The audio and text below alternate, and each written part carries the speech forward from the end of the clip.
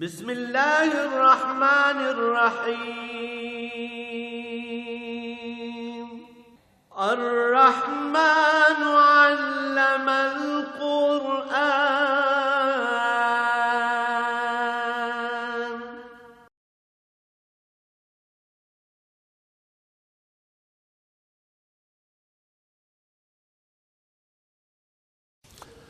الحمد لله رب العالمين والصلاة والسلام على حبيبه محمد وآله وصحبه أجمعين. أعوذ بالله من الشيطان الرجيم. بسم الله الرحمن الرحيم. ألم نخلقكم من ماء مهين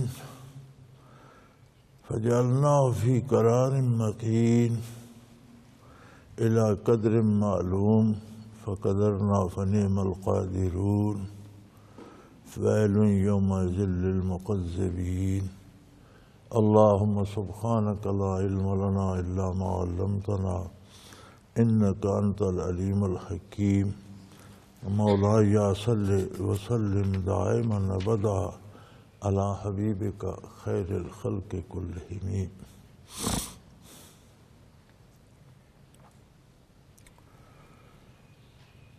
ألم نخلقكم من ماء مهين. انسان کی اصل کیا ہے؟ کیا ہم نے اسے ایک بے وقت اور بے قدر پانی سے پیدا نہیں فرمایا؟ اس کے ذرات خاکی کو جمع کر کے مختلف درجات سے گزار کر، مختلف صورتوں سے گزار کر بالآخر ایک ایسا پانی، ایسا معلول بنا دیا جو اپنی ذات میں ناپاک ہے، جس کی کوئی حیثیت نہیں. پھر اس میں بھی ایک قطرے میں لاکھوں جرثومے ہیں. کسی ایک جرثومے سے انسان بنتا ہے. اپنی حیثیت نہیں دیکھتا کہ اللہ کے مقابلے میں اکڑتا ہے، اس بنانے والے کے مقابلے میں. پھر اسے ایک محفوظ جگہ پر رکھا، صلب پدر میں رکھا. وہ نہیں جانتا کہ وہ کہاں ہے، وہ کیا ہے.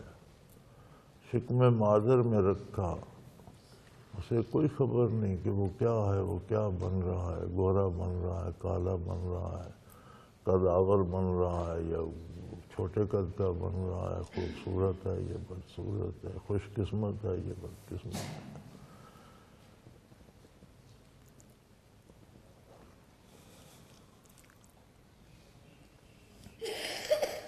اِلیٰ قدر معلوم، ایک خاص معین مدت تک مختلف درجات میں، مختلف جگہوں میں اسے رکھا. فقدرنا فنعم القادرون. پھر ہم نے اسے ایک متوازن، ایک خوبصورت، ایک تنوع مند انسان بنا دیا. ایک کڑیل جوان کی شکل دے دی.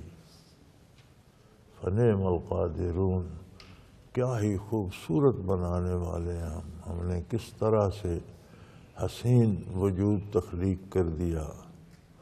اس طرح سے اعضاء و جوارح کو متناسب انداز میں اپنی اپنی جگہ جڑ دیا کہ انسانی شکل اس سے بہتر کوئی بن نہیں سکتی.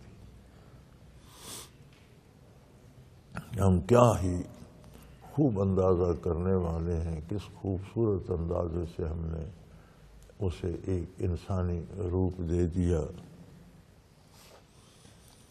ویل یومئذ للمکذبین. سو جو عظمت الہی کا، قیامت کا، آخرت کے حساب کتاب کا انکار کریں گے، وہ برباد ہو کے تباہ ہو جائیں گے.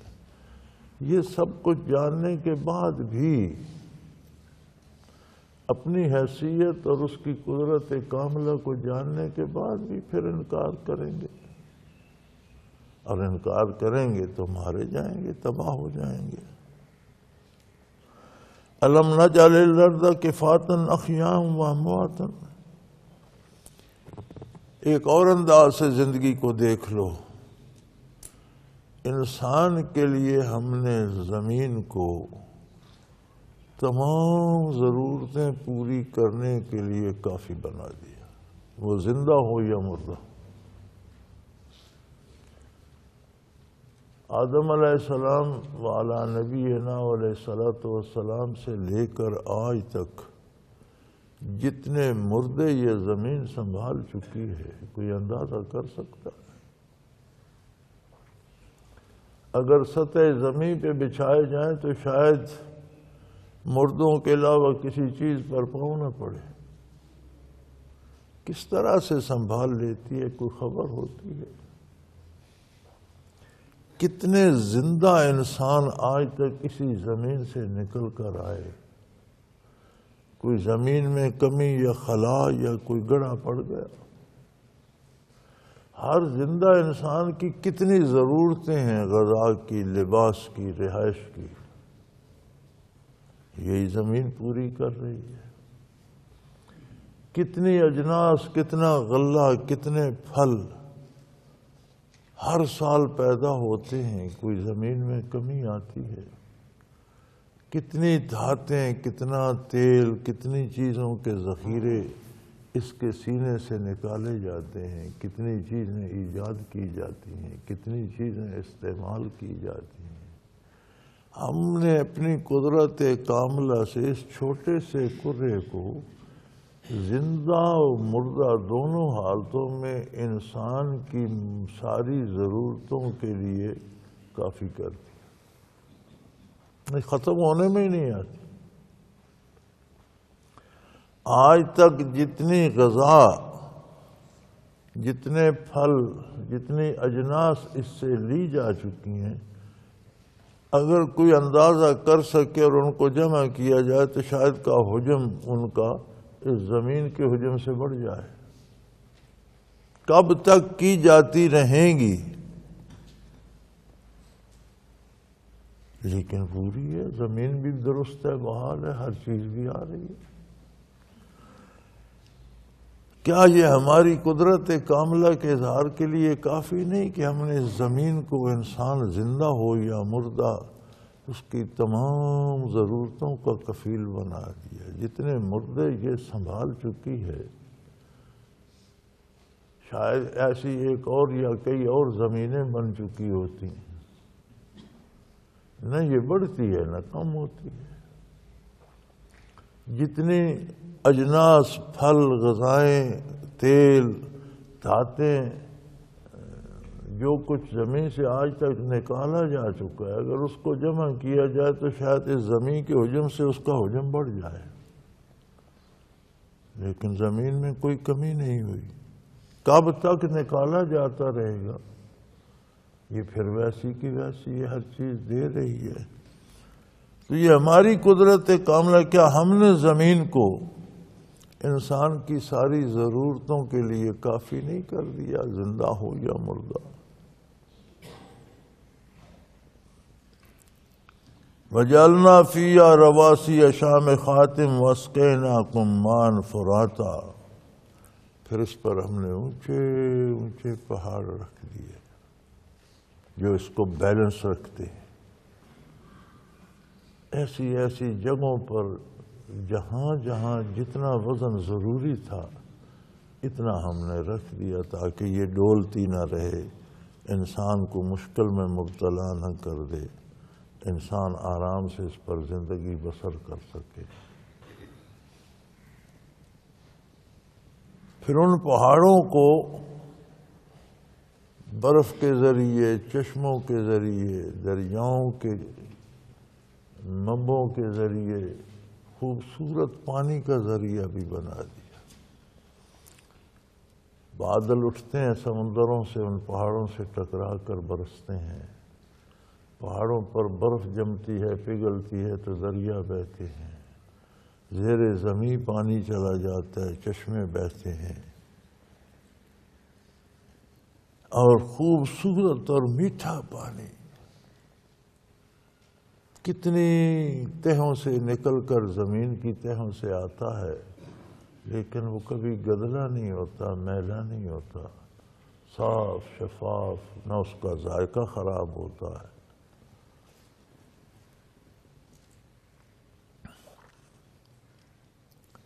اس سب کے یہ سب کچھ استعمال بھی کرتے ہو، دیکھتے بھی ہو، جانتے بھی ہو، کون ہے جس نے ساری یہ نعمتیں دی؟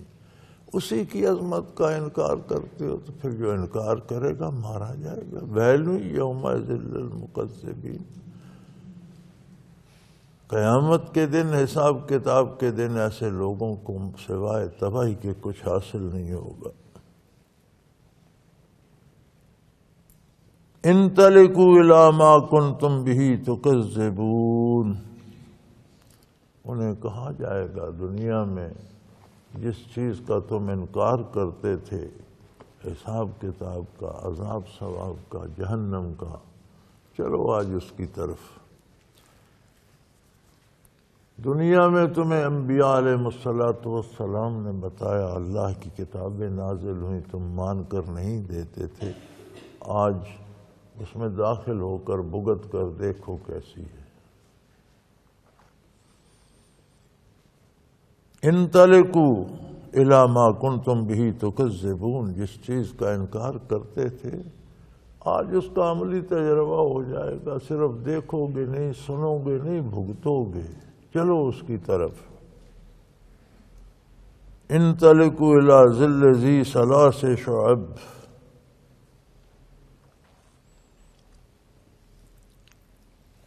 اس کے شعلے، آگ کا ظل کیا ہوگا؟ ورنہ تو ظل سائے کو کہتے ہیں، لیکن آگ کا تو سایہ نہیں ہوتا، آگ کا تو لپکتا ہوا شعلہ ہوتا ہے۔ سایہ پرتو ہوتا ہے نا، تو ٹھوس چیز کا پرتو تو سایہ بن جاتا ہے، ظل کہلاتا ہے۔ آگ کا پرتو لپکتا ہوا شعلہ ہوگا، تو اس کے لپکتے ہوئے شعلوں کی طرف چلو، جن کے تین تین شاخیں بن گئی ہیں، تین تین حصے بن گئے۔ کفر بنیادی طور پر تین قسم کا ہے۔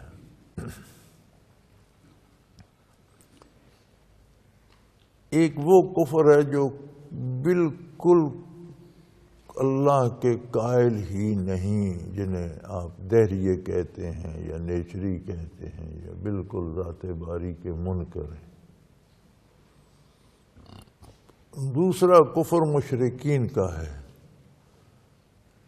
اللہ تو ہے لیکن اس بت میں اللہ ہے، یہ دیوتا اللہ ہے، یہ دیوی اللہ کی شریک ہے، یہ اللہ کا بیٹا ہے، یہ فرشتے اللہ کی بیٹیاں ہیں، یہ مشرکین کا ہے۔ تیسری قسم کفر کی منافقین ہے۔ یہ بنیادی تین قسمیں ہیں کفر کی، باقی جتنی اقسام ہیں ان تین میں سے کسی ایک کی قسم ہے۔ لہذا جہنم کے شعلوں کو بھی تین طرح سے تقسیم کر دیا جائے گا، ان کی لپٹیں جب ہوں گی تو تین تین حصے بنتے جائیں گے، جس شعبے کا بندہ ہوگا اس شعبے کو بھگت رہا ہوگا۔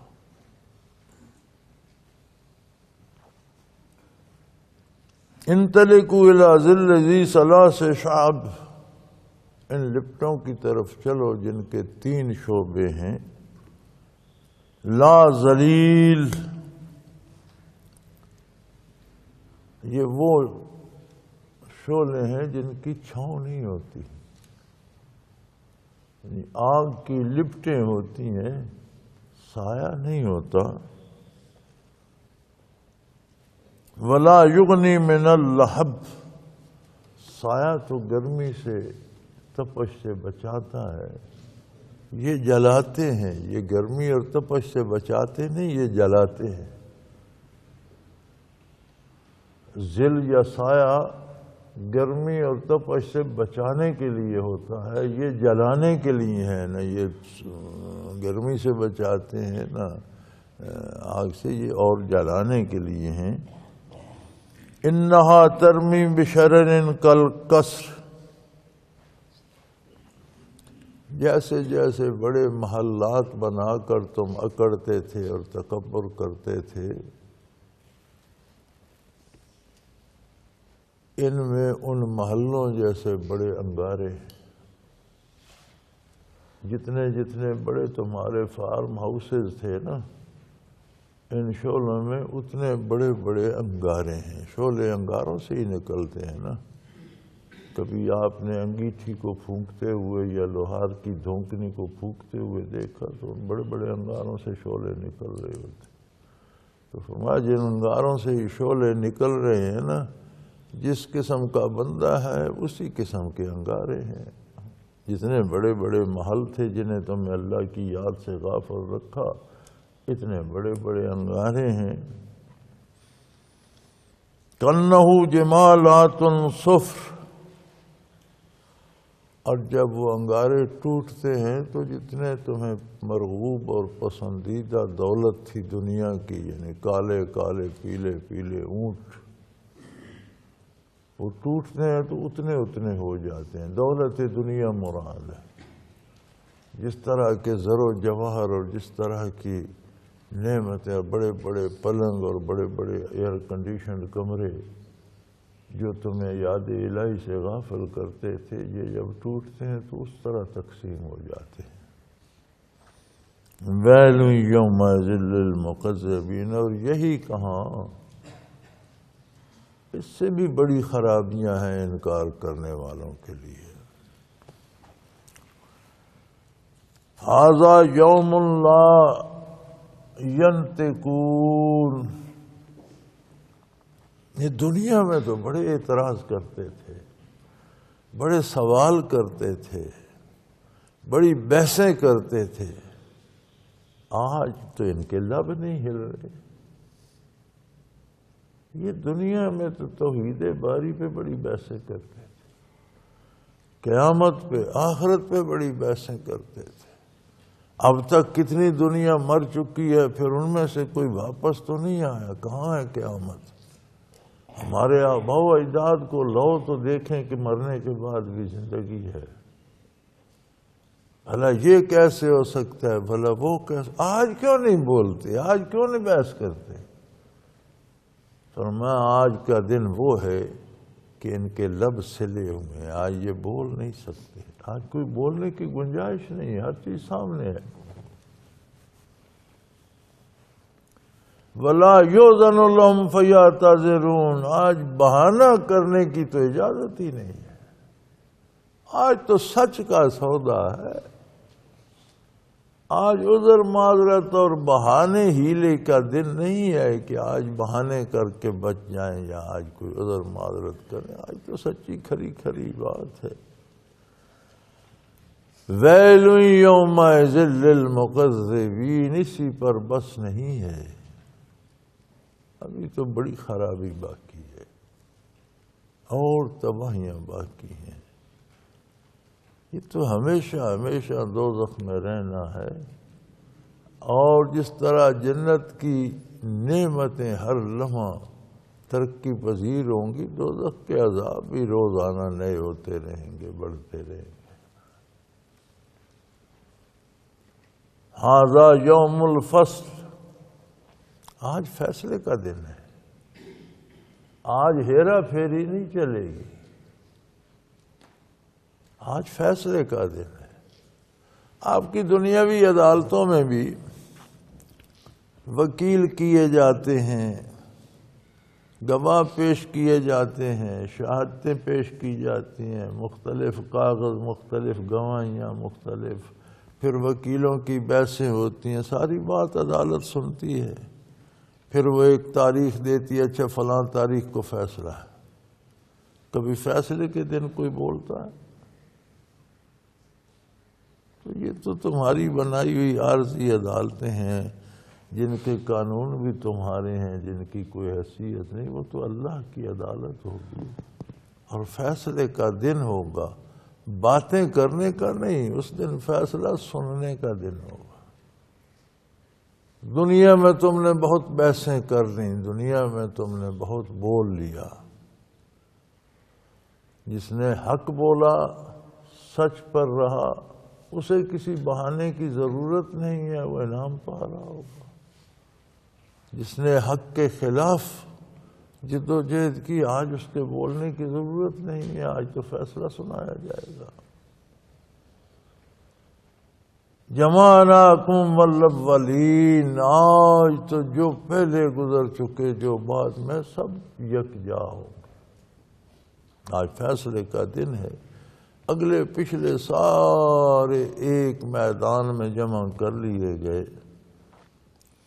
فَإِنْ كَانَ لَكُمْ كَيْدٌ فَكِيدُونِ، کفار دنیا میں بڑی تجویزیں کرتے تھے، بڑی تدبیریں کرتے تھے، اللہ کے نیک بندوں پہ حملے کرتے تھے، انہیں قتل کرنے کی کوشش کرتے تھے، ان کی آواز دبانے کی کوشش کرتے تھے، مختلف ہیلے بہانے دین کے نفاذ کو روکنے کی تدبیریں کرتے تھے۔ آج کرو نا کوئی تدبیر تو پتہ چلے۔ فَإِنْ كَانَ لَكُمْ كَيْدٌ، اگر کوئی تجویز لڑا سکتے فَكِيدُونَ، آج کرو۔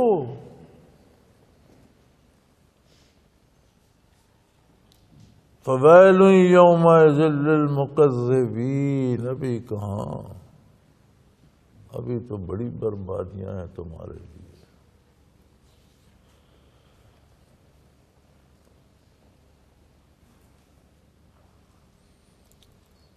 قیامت کا دن بھی عجیب ہوگا، ایک طرف یہ سب کچھ ہو رہا ہوگا اسی میدان میں، اسی گھڑی، اسی لمحے، دوسری طرف ان المتقین فی ظلال وعیون، یقیناً اللہ کے نیک بندے جنہوں نے دنیا میں اللہ سے رشتہ بندگی کا نبھایا، اطاعت کا حق ادا کیا، زندگی اللہ کے حکم کے مطابق بسر کی، خوبصورت گھنی چھاؤں میں چشموں کے کنارے بیٹھے ہوں گے۔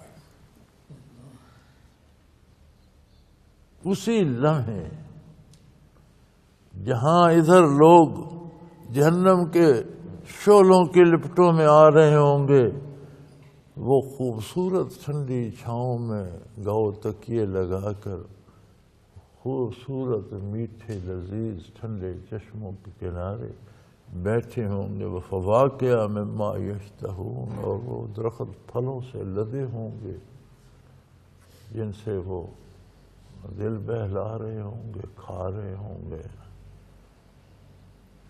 کُلُوا وَاشْرَبُوا ہَنِيًّا، ارشاد ہوگا مزے مزے سے کھاؤ پیو، کوئی جلدی نہیں، کوئی گھبرانے کی بات نہیں، کوئی تم پر حد نہیں، قید نہیں، اتنا کھا سکو، جو جی چاہے جتنا جی چاہے کھاؤ پیو، موج کرو، آرام سے رہو۔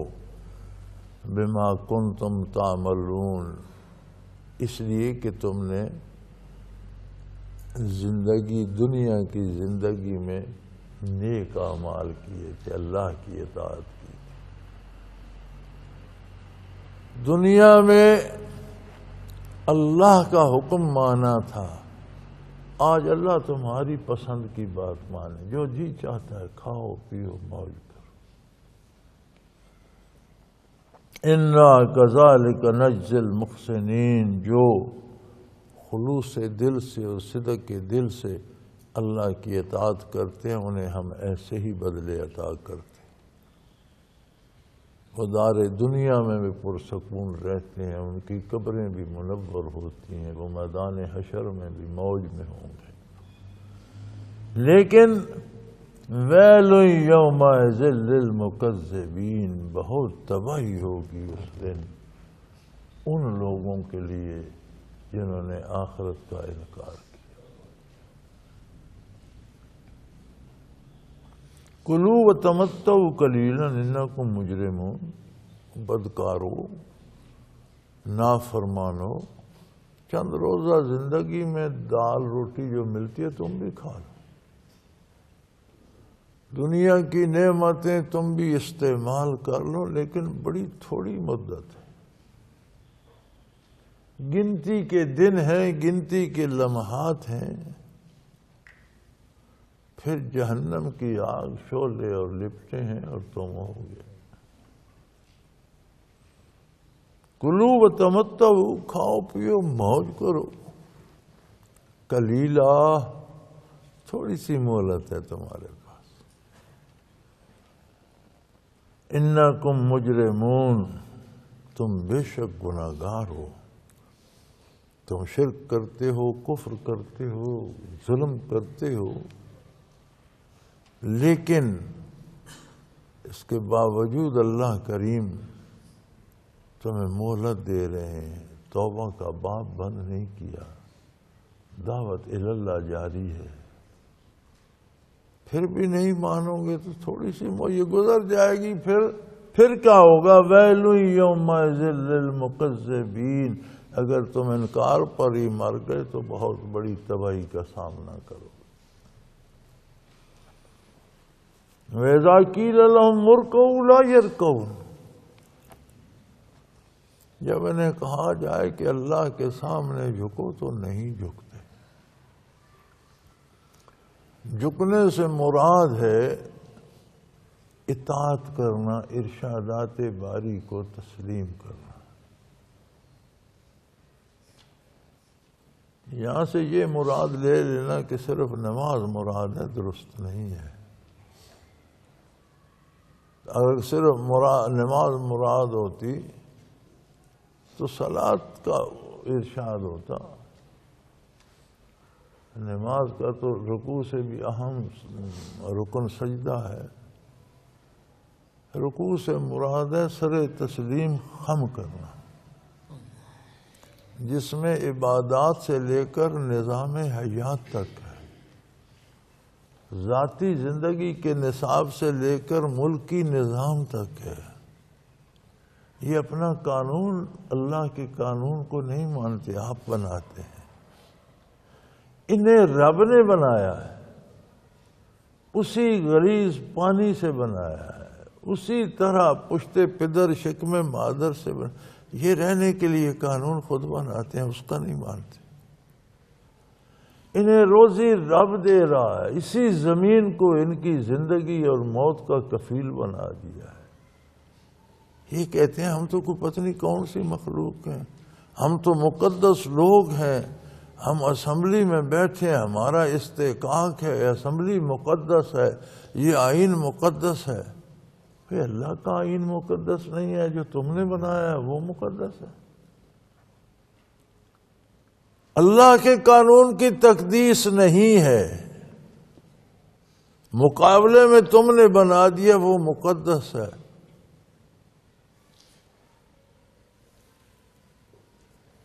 اذا قیل لهم ارکعوا لا یرکعون، جب انہیں کہا جائے اللہ کی بات، اللہ کے سامنے جھک جاؤ، تسلیم کرو بات، لا کہتے نہیں، ہم خود دانشور ہیں، ہم خود جانتے ہیں، ہمیں خوب خبر ہے۔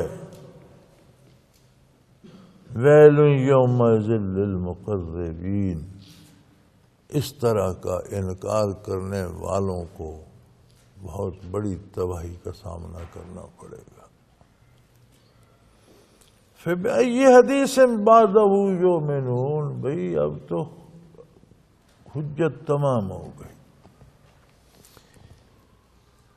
سب سے پہلا انسان جس نے روئے زمین پر قدم رکھا حضرت آدم علیہ السلام، وہ خود نبی تھے۔ ان کے بیٹوں میں نبوت تھی، پوتوں میں نبوت تھی، ان کی نسل میں نبوت جاری رہی۔ جس طرح کے انسانی آبادیاں بڑھتی گئیں، ہر قوم، ہر قبیلے، ہر آبادی میں نبی آتے رہے۔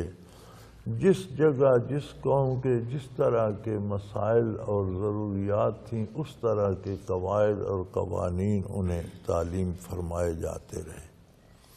اللہ کی توحید اور اللہ کی عبادت ایک بات، آخرت فرشتے ایک، حقیقت ایک رہی۔ احکام انسانوں کی استعداد اور ضرورت کے مطابق انسانوں کی آسانی کے لیے آتے رہے۔ کتابیں نازل ہوتی رہیں، اللہ نے کسی قوم کو محروم نہیں رکھا، حتیٰ کہ تکمیل نبوت ہو گئی۔ اللہ کے آخری نبی اور رسول امام الانبیاء صلی اللہ علیہ وسلم مبعوث ہو گئے، آخری کتاب نازل ہوگی اور ساری انسانیت کے لیے بیک وقت ایک نبی، ایک رسول، ایک کتاب، ایک قانون جو نزول سے قیامت تک جس میں کوئی ترمیم، کسی تبدیلی کی نہ ضرورت پڑے گی نہ ہوگی۔ اب اس کے بعد کیا چاہتے ہو؟ اللہ کا ارشاد موجود ہے، محمد الرسول اللہ کی وضاحت تفسیر موجود ہے، فبی حدیث بعدہ، اس کے بعد کس چیز کا انتظار کر رہے ہو؟ کس بات کو مانو گے؟ اس کے بعد تو کوئی نئی کتاب نہیں آئے گی، کوئی نئی نبوت نہیں آئے گی، کوئی نئی چیز نہیں ہوگی کہ تمہاری اگر اس کو نہیں مانتے تو پھر کس کو مانو گے؟ پھر تو تمہارے پاس ماننے کے لیے کچھ نہیں ہوگا۔ جو حضور کی نبوت، آپ کی رسالت، آپ کی لائی ہوئی کتاب اور آپ کی بتائی ہوئی تعبیر و تفسیر سے ہدایت نہیں پاتا، پھر اس سے کسی اور طرف سے ہدایت کی کوئی امید نہیں رکھنی چاہیے۔ آخر دعوانا ان الحمد للہ رب العالمین۔ اللہ اللہ اللہ اللہ اللہ اللہ اللہ اللہ۔ حضرت امیر محمد اکرم آوان مد ظلہ العالی دارالعرفان منارہ ضلع چکوال میں سالہ سال سے قرآن و حدیث کے اوپر خطابات کر رہے ہیں اور سلسلہ نقشبندیہ اویسیہ کے مطابق لوگوں کو ذکر الہی کی تربیت دے رہے ہیں۔ وہ قرآن پاک کی تفسیر ترتیب وار بیان کر رہے ہیں۔ تفسیر قرآن کو وہ موجودہ ملکی اور بین الاقوامی حالات کے مطابق بیان کرتے ہیں۔ موٹر وے سے کلر کہار کے انٹرچینج سے نکلتے ہوئے کلر کہار کی جھیل سے ہوتے ہوئے میانی، بوچھال اور نور پور سے گزرتے ہوئے دارالعرفان منارہ پہنچ سکتے ہیں۔ حضرت امیر محمد اکرم آوان نے بچیوں اور بچوں کی دینی اور دنیاوی تعلیم کے لیے سقارہ اکیڈمی کے نام سے ایک درسگاہ بھی قائم کی ہے، جس کا افتتاح ملک پاکستان کے صدر جنرل محمد ضیاء الحق نے اپنے دست مبارک سے کیا تھا۔ وہ تمام احباب جو اسلام کی طلب رکھتے ہیں ان سے گزارش ہے کہ دارالعرفان منارہ ضلع چکوال میں امیر محمد اکرم آوان صاحب کے خطابات سے مستفید ہوں۔ وہ ہر جمعے کو نماز سے پہلے بیان فرماتے ہیں۔ ہر ماہ کی پہلی اتوار کو ماہانہ اجتماع ہوتا ہے جس میں آپ خصوصی خطاب فرماتے ہیں اور پاکستان کے چاروں صوبوں سے احباب اس اجتماع میں شرکت کرتے ہیں۔ اس کے علاوہ یہاں سال میں 2 مرکزی اجتماعات بھی ہوتے ہیں، ایک رمضان المبارک میں اعتکاف کا اجتماع اور دوسرا جولائی اور اگست میں 40 دن کا اجتماع ہوتا ہے جس میں روحانی تربیت کی جاتی ہے۔ اپنا خون سیماب دے کر اتنا ہم کر جائیں گے، نام آقا کا چمن میں پھر رقم کر جائیں گے۔